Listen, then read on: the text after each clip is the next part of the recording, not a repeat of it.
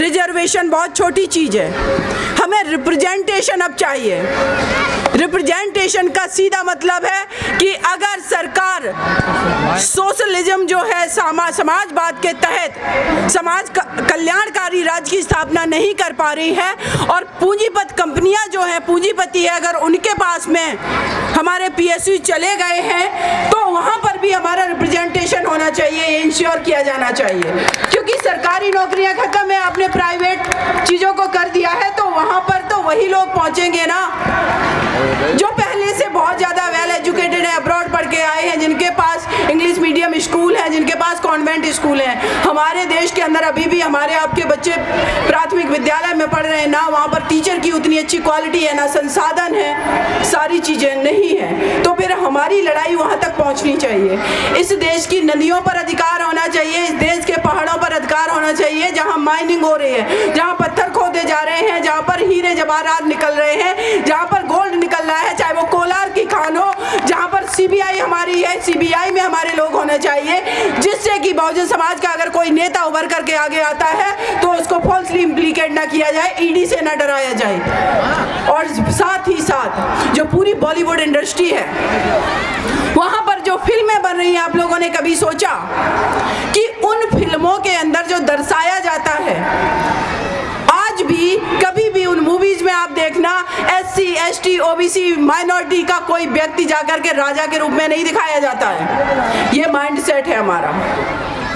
तो मैं कहूंगी अपने आप को राजा समझिए। हमारे पास इस देश का एक सबसे बड़ा राजा हुआ है, जिसके द्वारा लिखे गए संविधान से इस देश का पूरा सिस्टम संचालित हो रहा है। चाहे वो प्रधानमंत्री कैसे बनेगा, कैसे हमारी कैबिनेट वर्क करेगी, कौन राष्ट्रपति बनेगा, राष्ट्रपति का चुनाव कैसे होगा, विधानसभा के चुनाव कैसे होंगे, एक बच्चे का अधिकार कैसे हो क्या होगा, एक महिला का अधिकार क्या होगा, सारी कम्युनिटी के अधिकार क्या होंगे, ये सारी चीजें पूरा एक बहुत स्ट्रॉन्ग पूरे विश्व का सबसे बड़ा दस्तावेज लिखने वाले आपके हमारे बाबा साहब भीमराव अंबेडकर जी ने लिखा। तो हम लोग कौन है? एक्चुअल में हम लोग किंग है और ये फीलिंग हमारे अंदर भावनाएं होनी चाहिए। हम किसी से कमजोर नहीं हैं, हम किसी से नीचे नहीं है, इस चीज का हमेशा याद रखना है। और साथ ही साथ में एक और बात कहूंगी, शाम का समय हो गया, मेरी माता बहनें घर चली गई, उनके ऊपर परिवार की जिम्मेदारी होती है। लेकिन ये बात मैं इसलिए कहना चाहती हूँ कि माताओं बहनों से ज्यादा ये बात मेरे भाइयों को सुनना बहुत जरूरी है और इम्प्लीमेंट उनको करना बहुत जरूरी है। आपके घर में जो एक स्त्री है, चाहे वो माँ के रूप में हो, बहन के रूप में हो, आपकी बेटी के रूप में हो, वो भी इस देश की आधी आबादी है। आप लोग जितने यहाँ खड़े हुए हैं, अगर इतनी ही हमारी माता है, बहन है, आपके घर की जो बेटी माँ है, बहू है, पत्नी है, जो भी है, आप समझो जस्ट डबल हो जाते हो।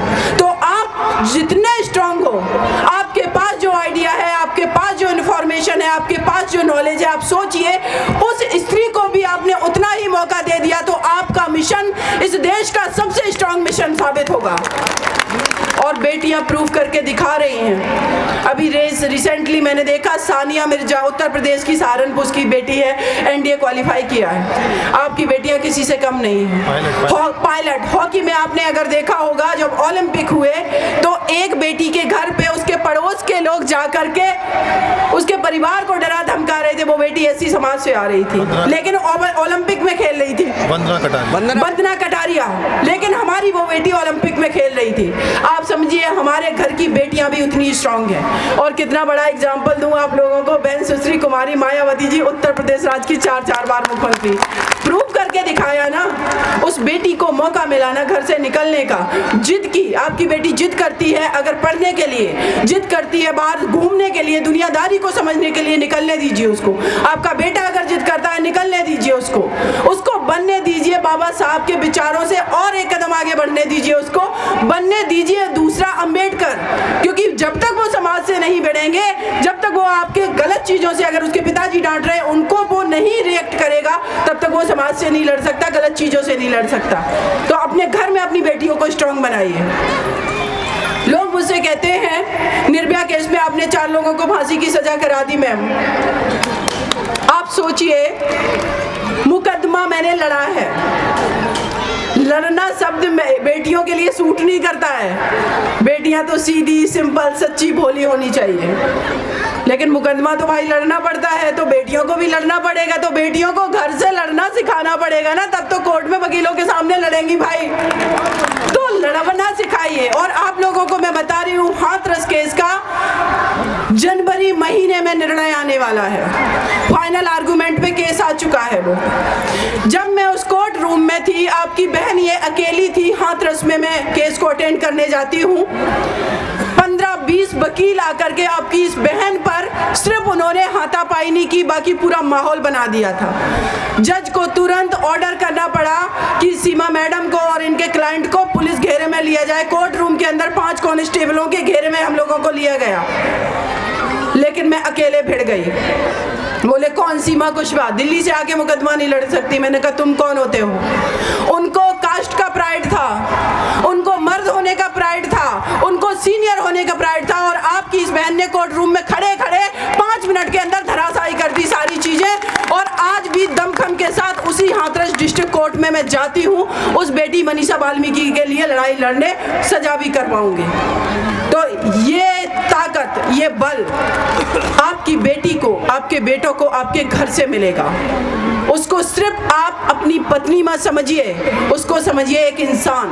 उसको सिर्फ आप अपनी बेटी या बहन तक सीमित मत करिए। उसको सोचिए कि ये जो हमारी बेटी बैठी है, कल बहन सुश्री कुमारी मायावती जी की तरह मुख्यमंत्री भी बन सकती है। माता सावित्रीबाई फुले जी की तरह ये भी विद्यालय और विश्वविद्यालय चला सकती है। जिस दिन ये चीज आपके दिमाग में आ गई, आप बेटों के बराबर अपनी बेटी की देखभाल करेंगे, उसको इक्वल मौका देंगे।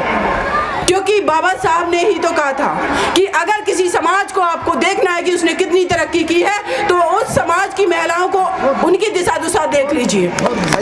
तो फिर इसका मतलब है हम हमारे बाबा साहब के फॉलोअर हैं। तो उन्होंने जो सिद्धांत दिए, उन्होंने जो प्रिंसिपल दिए हैं, वो किसी और के लिए नहीं बोल रहे हैं। वो बोल रहे थे आप अपने पहले घर में इक्वलिटी का माहौल बनाइए। संविधान में तो उन्होंने लिख दिया सरकारों से तो हम हक अधिकार से छीन लेंगे क्या, लेकिन अपने घर के अंदर हमें अपनी बहन बेटियों माताओं को उसी तरीके का अधिकार दिया है। मैं दावे के साथ कहती हूँ अभी भी 90% ऐसे परिवार हैं जो अभी भी अपने घर की स्त्रियों को बराबर लेवल पे नहीं नापते हैं। वो अभी भी यही समझते हैं कि जब मैं ऑफिस से वापस आऊँ, बिजनेस करके वापस आऊँ, अब मेरे कपड़े उठाएं, कपड़े धुलें, किचन में जाएं। एक बार अपनी पत्नी का, अपनी बेटी का हाथ पकड़ करके बैठा लिए और उससे कहिए कि देश की इकोनॉमी ये हालात में है, आपको बेटा हो सकता है भविष्य में आप आगे बढ़िए, दुनियादारी को समझिए, आपको भी विधायक बनना है, आपको भी एमएलए एमपी बनना है। जिस दिन आप कहोगे आपकी बेटी, आपकी पत्नी के अंदर वो कॉन्फिडेंस होगा, मैं दावे के साथ कहती हूँ वो परिवार भी चला लेगी, वो समाज भी चला लेगी, आपकी जिम्मेदारियां भी कम हो जाएंगी। क्योंकि हमने अपने कंधों पर बोझ क्या ढो रखा है, घर हम चलाते हैं, पैसा हम कमाएं, तुम तो घर में बैठी हो। उसको उस काबिल तो बनने दो, उसको उस काबिल मौका दे दो, आपका वजन कम कर देगी, आपकी जिम्मेदारियां घटा देगी, तो आप भी समाज के लिए, मिशन के लिए तत्पर होकर के टाइम दे के काम करेंगे। हिस्सेदारी, भागीदारी, वो पार्टनर है आपकी, चाहे वो बेटी हो चाहे पत्नी हो।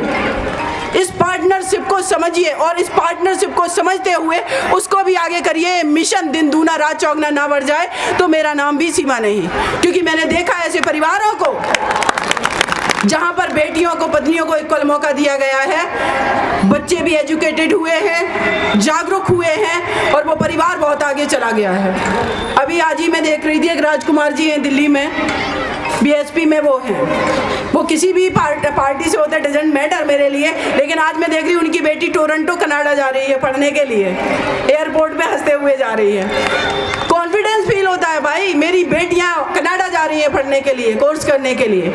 कल वो जब वापस आएगी, क्या वो बेटी सिर्फ उस परिवार के लिए कंट्रीब्यूट करेगी, आपके समाज के लिए भी करेगी और इस देश के लिए भी करेगी। वो देश की पूंजी है, देश का संसाधन है, जो आपके घर में सिर्फ आपने जिसको पत्नी और बेटी और बहन के रूप में समझा हुआ है। तो आगे मैं यही कहूंगी कि वो बाबा साहब भी आज अगर होते तो वो भी यही कहते कि एक कदम और आगे बढ़ करके मौका दीजिए।